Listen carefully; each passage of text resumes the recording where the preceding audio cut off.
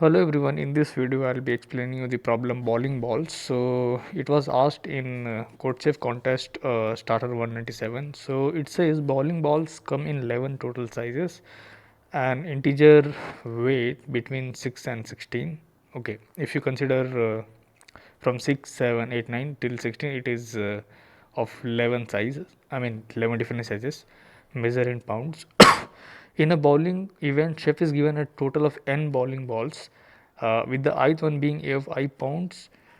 Okay, ith ball's weight is a of I. Some of the bowling balls may have the weights as the others, maybe meaning same as others. Basically, let's say two or three balls may have same weights.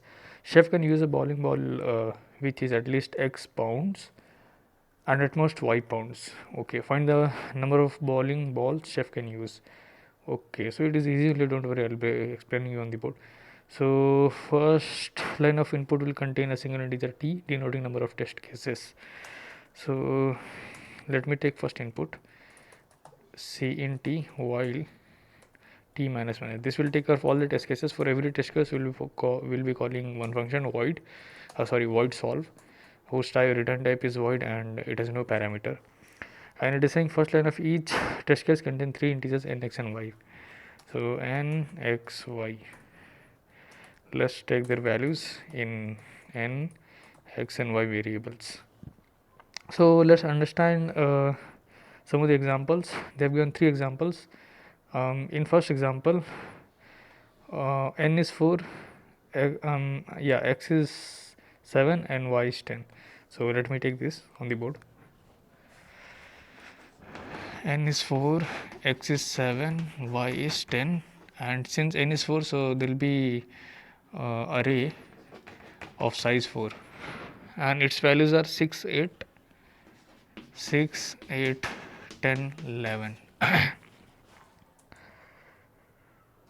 So yeah, let me take you to the board. What it is saying actually is that the bowling game is there. So in that case, from 6 to 8, 9, 10, 11, 12, 13, 14, 15, 16. If you count 3, 6, 9, 11. So there are totally 11 different size balls and its weights are given like this.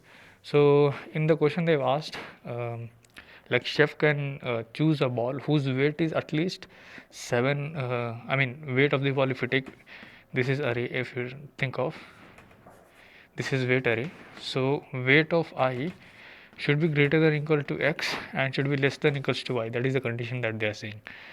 And how many such balls are there? So we'll have to return the count of that. So it is easy only.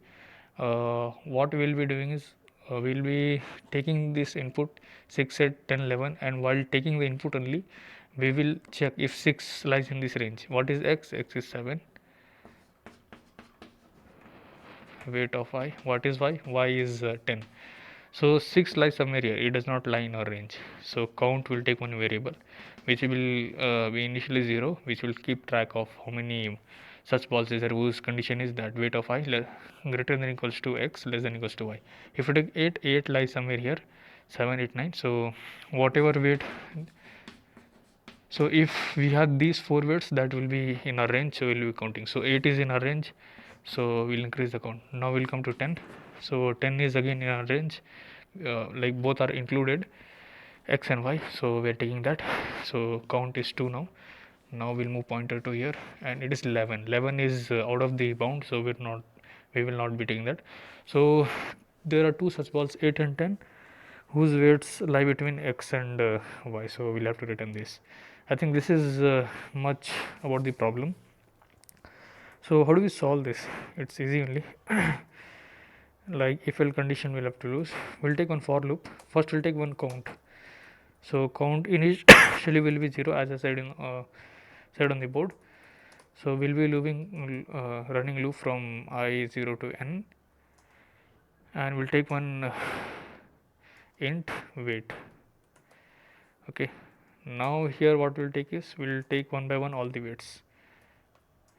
Okay, we'll check if x is lesser than equals to weight and weight is lesser than equals to y, that means it lies in our range. We'll have to increase the count by 1.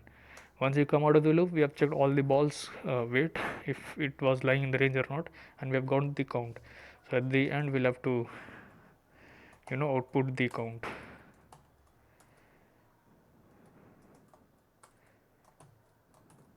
So yeah, let's try to run the code. We will be expecting 250. Let's see if we are getting or not. 250 we are getting. Let's try to submit the code.